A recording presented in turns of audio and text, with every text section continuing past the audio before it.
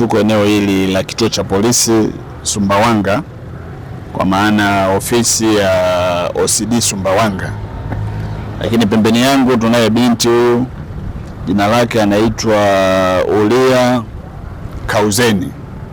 Ulia Kauzeni ni mtoto ambaye alikuwa anasoma shule ya sekondari Itwelele, amemaliza mwaka jana mwaka wa masomo kwa baada ya kidato cha 4, na kwa uwezo wake aliokuwa nao darasani afanya vizuri, akachaguliwa kwenda kidato cha 5 shule ya sekondari Kizwite, mchepuo wa HKL.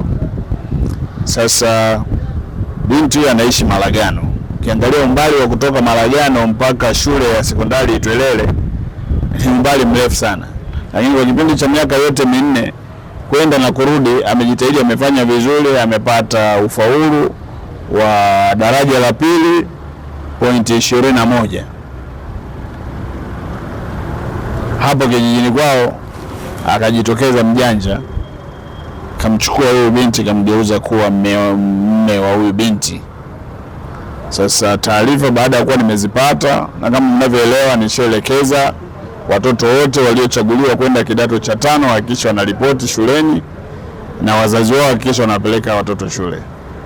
Leo nimeamua kufanya hili zoezi asubuhi hii ya leo. Nimeamka, nimefanya shughuli zangu kidogo, nikasema nitoke sasa niende.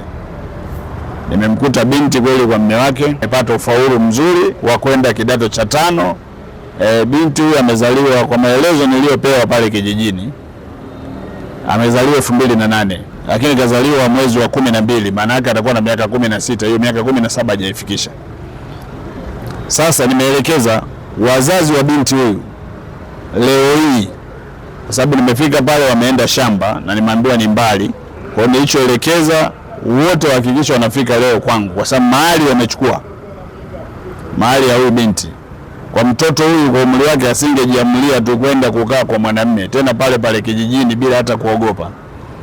Na binti ananieleza kwamba huyo jamaa anayeishi naye au aliyemchukua kama mume wake naye ni mwanafunzi ambaye inawezekana ameshindwa masomo pia ya sekondari, kwa sababu naye alikuwa anasoma huko Iringa, ngazi ya shahada ya ualimu.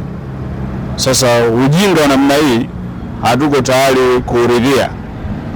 Kwa hiyo nimeelekeza, nimemwachia viongozi wa kijiji pale kuhakikisha huyo kijana naye ninampata leo hii pamoja na wazazi wake. Lakini currently nikikubaini wewe umeoa mwanafunzi, wewe ama zako ama zangu, yani nikikubaini wewe mzazi uliochukua mahali, mzazi ulioruhusu mwanao kuoa mwanafunzi, na wewe mwenyewe uliooa mwanafunzi, wote mimi nitadili na ninyi.